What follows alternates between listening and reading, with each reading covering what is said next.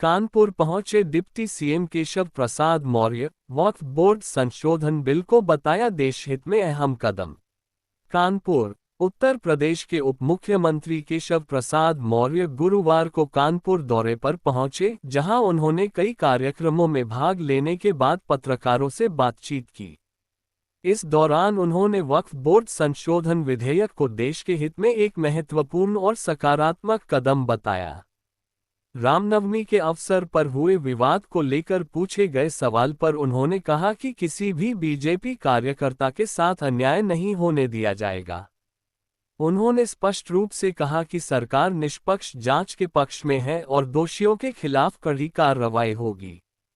Samajwadi party और कांग्रेस पर निशाना साधते हुए उन्होंने पीडीए परिवार डेवलपमेंट एजेंसी शब्द का प्रयोग करते हुए कहा कि ये दल केवल परिवार विशेष के विकास में लगे हैं, जबकि बीजेपी देश के हर वर्ग के समावेशी विकास के लिए प्रतिबद्ध है।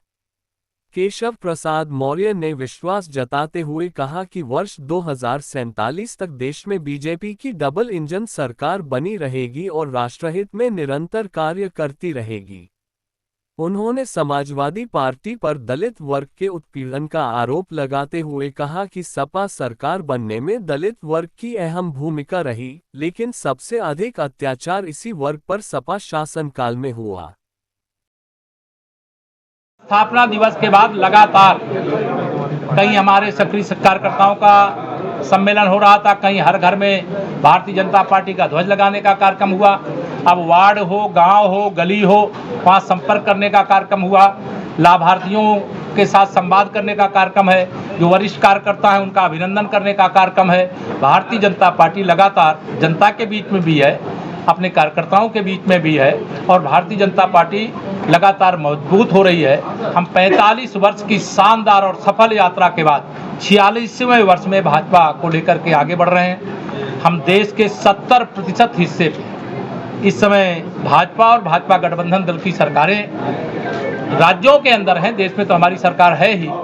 जब से माननीय नरेंद्र मोदी जी का नेतृत्व देश में मिला है, जब से आदरणीय योगी आदित्यनाथ जी का नेतृत्व प्रदेश में मिला है, कि डबल इंजन की सरकार ने चाहे कानपुर हो चाहे उत्तर प्रदेश के सभी 75 जिले हो, विकास में बिना कोई भेदभाव किए, जिसको कहते हैं सबका साथ सबका विकास, वैसे सभी जिलों का विकास करते हुए एक नए कीर्तिमान स्थापित करने की ओर हम बढ़ रहे हैं। और हम पूरे विश्वास से कह सकते हैं कि 2027 में 2017 दोहराएंगे। समाजवादी पार्टी को जनता समाप्तवादी पार्टी बनाएगी। भारतीय जनता पार्टी के कार्यकर्ता रात दिन परिश्रम करके गुंडागर्दी को यूपी में वापस नहीं आने देगा।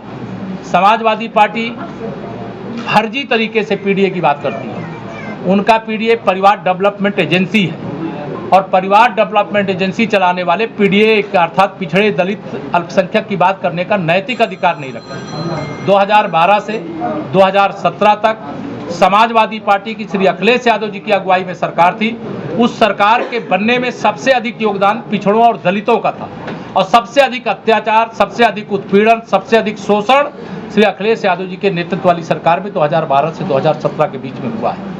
वो अपनी चरम सीमा 2022 में विधानसभा में प्राप्त कर चुके हैं, अपनी चरम सीमा 2024 के लोकसभा में प्राप्त कर चुके हैं। लेकिन अब समाप्तवादी पार्टी बनने का सपा का समय आ गया है।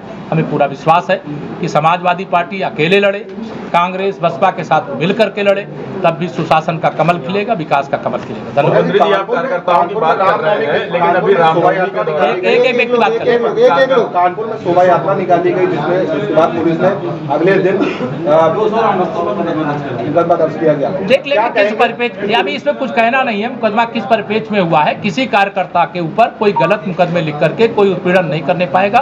कार्यकर्ताओं का सर सदा ऊंचा रखा जाएगा। इतने सालों में पहली बार ऐसा हुआ कि यात्रा रोकी गई है।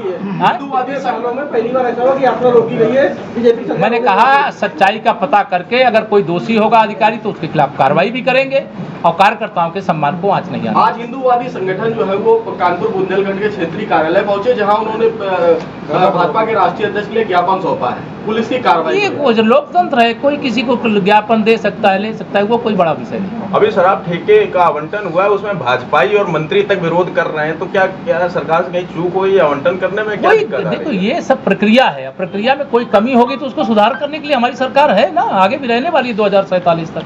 अभी कोई सपा बसपा कांग्रेस का नंबर नहीं आने वाला। हेडली का आज देश में प्रत्यारोपण हुआ है, क्या कहेंगे कि देश ये तो माननीय नरेंद्र मोदी जी के नेतृत्व का झंडा और बुलंद हुआ है कि देश के दुश्मन को अमेरिका के अंदर भी अगर बंद था तो वहां से भी ला करके यहाँ सजा देने का काम, दिलाने का काम न्याय प्रक्रिया के माध्यम से किया जाएगा और जो पाकिस्तान भारत विरोधी साजिश करता रहा है उसका खुलासा होगा, ऐसी उम्मीद रखते हैं। धन्यवाद।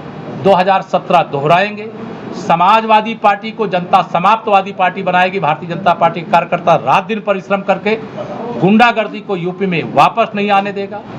समाजवादी पार्टी फर्जी तरीके से पीडीए की बात करती है। उनका पीडीए परिवार डेवलपमेंट एजेंसी है और परिवार डेवलपमेंट एजेंसी चलाने वाले पीडीए अर्थात पिछड़े दलित अल्पसंख्यक की बात करने का नैतिक अधिकार नहीं रखते। 2012 से 2017 तक समाजवादी पार्टी की श्री अखिलेश यादव जी की अगुवाई में सरकार थी।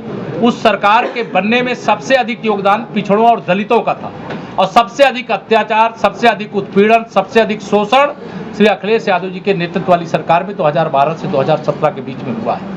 वो अपनी चरम सीमा 2022 में विधानसभा में प्राप्त कर चुके हैं, अपनी चरम सीमा 2024 के लोकसभा में प्राप्त कर चुके हैं। लेकिन अब समाप्तवादी पार्टी बनने का सपा का समय आ गया है। हमें पूरा विश्वास है कि समाजवादी पार्टी अकेले लड़े, कांग्रेस बसपा के साथ मिलकर के लड़े, तब भी सुशासन का कमल खिलेगा, विकास का कमल खिलेगा। मंत्री जी, आप कार्यकर्ताओं की बात कर रहे हैं, लेकिन अभी रामनवमी के दौरान एक व्यक्ति बात कर रहे हैं। कानपुर में शोभा यात्रा निकाली गई जिसमें उसके बाद पुलिस ने अगले दिन मुकदमा दर्ज किया गया। देख लेंगे किस परिप्रेक्ष्य, अभी इसमें कुछ कहना नहीं है। मुकदमा किस परिप्रेक्ष्य में हुआ है, किसी कार्यकर्ता के ऊपर कोई गलत मुकदमे लिख करके कोई उत्पीड़न नहीं करने पाएगा। कार्यकर्ताओं का सर सदा ऊंचा रखा जाएगा। इतने सालों में पहली बार ऐसा हुआ कि यात्रा रोकी गई है। हिंदूवादी सालों में पहली बार ऐसा हुआ कि यात्रा रोकी गई है। बीजेपी मैंने कहा सच्चाई का पता करके अगर कोई दोषी होगा अधिकारी तो उसके खिलाफ कार्रवाई भी करेंगे और कार्यकर्ताओं के सम्मान को आंच नहीं आना। आज हिंदूवादी संगठन जो है वो कानपुर बुंदेलखंड के क्षेत्रीय कार्यालय पहुंचे, जहां उन्होंने भाजपा के राष्ट्रीय अध्यक्ष के लिए ज्ञापन सौंपा है। पुलिस की कार्रवाई, ये लोकतंत्र है, कोई किसी को ज्ञापन दे सकता है, ले सकता है, वो कोई बड़ा विषय नहीं। अभी शराब ठेके का आवंटन हुआ है, उसमें भाजपाई और मंत्री तक विरोध कर रहे हैं, तो क्या सरकार से कहीं चूक हुई आवंटन करने में? क्या दिक्कत देखो, ये सब प्रक्रिया है, प्रक्रिया में कोई कमी होगी तो उसको सुधार करने के लिए हमारी सरकार है ना, आगे भी रहने वाली है 2047 तक।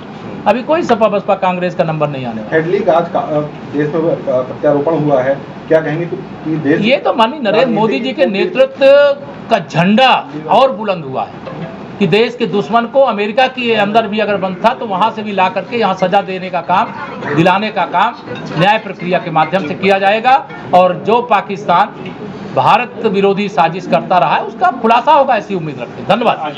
नेतृत्व का झंडा और बुलंद हुआ है कि देश के दुश्मन को अमेरिका के अंदर भी अगर बंद था तो वहां से भी ला करके यहाँ सजा देने का काम, दिलाने का काम न्याय प्रक्रिया के माध्यम से किया जाएगा और जो पाकिस्तान भारत विरोधी साजिश करता रहा है उसका खुलासा होगा, ऐसी उम्मीद रखते हैं। धन्यवाद।